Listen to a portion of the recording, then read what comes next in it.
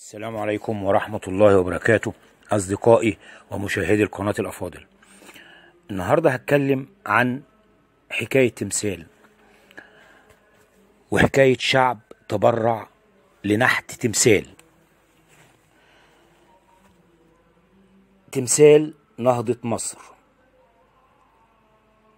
تمثال نهضة مصر أحد أهم علامات النهضة الفنية المصرية الحديثة، لكن لا يعرف البعض أن هذا التمثال دفع المصريين ثمنه من جيوبهم الخاصة في أول مرة تم فيها الدعوة لاكتتاب عام لدعم عمل فني. فقد ألهمت ثورة 19 المثال محمود مختار الذي كان يدرس فن النحت في باريس أن يصنع تمثال نهضة مصر ويعرضه في متحف جريفين. وكان فن النحت قد توقف في مصر منذ أيام القدماء المصريين، وحدث أن زار ويصا واصف عضو الوفد المصري المتحف عام 1920 ورأى التمثال وهو مصنوع من الطين بحجم صغير. أبلغ ويصا سعد باشا الذي تحمس لزيارة المتحف، وما كاد سعد باشا يرى التمثال حتى أعجب به. التمثال صورة لامرأة بملابس فلاحة تمثل مصر تكشف عن وجهها بيدها اليسرى، بينما تضع يدها اليمنى على رأس أبو الهول الذي وضع قدميه الأمامتين في وضع النهوض كرمز لنهضة مصر بعد الثورة.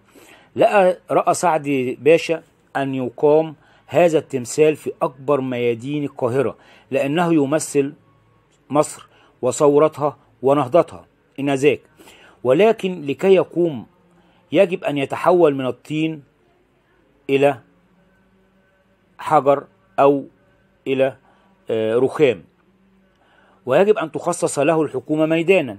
ومن غير المعقول أن يسمح الاحتلال بإقامة تمثال يعبر عن الثورة وتحويله إلى حجر يحتاج عدة ألوف من الجنيهات لن تدفعها الحكومة، وخاصة أنها معينة من قبل الاحتلال الإنجليزي. فكانت فكرة سعد باشا أن يقوم المصريون بدفع ثمن هذا التمثال. تخوف مختار من فكرة دفع الشعب لثمن تمثال لم يروه، وخصوصا أن المبلغ المطلوب كان كبيرا. فقرر سعد أن يوجه من باريس النداء إلى الشعب المصري ويطلب منه أن يتبرع لبناء التمثال. انهالت التبرعات على الوفد، وفي أيام قليلة جدا غطى الشعب المبلغ المطلوب منه وأكثر. والملاحظ اشتراك كل فئات الشعب وطبقاته من الأغنياء والموظفين حتى الفقراء ومحدود الدخل.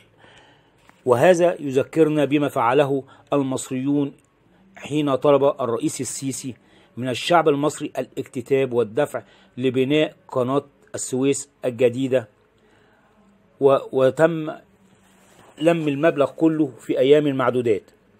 المهم في عام 1922 انتهى محمود مختار من بناء التمثال، وظل التمثال سنوات في إحدى المخازن بسبب تعنت الإنجليز في إقامة التمثال، حتى أزيح عنه الستارة في ميدان رمسيس عام 1928 في احتفال ضخم حضره الملك فؤاد بنفسه.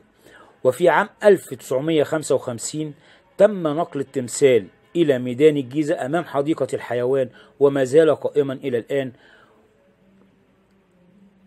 وقد تم نقله من رمسيس لأن المكان ضاق عليه وأصبح لا يرى، وأصبح مختنقا فيما بين الكباري والسيارات.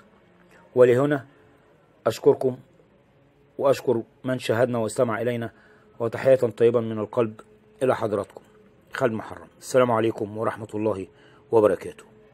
السلام عليكم ورحمة الله وبركاته أصدقائي ومشاهدي القناة الأفاضل. النهاردة هتكلم عن حكاية تمثال.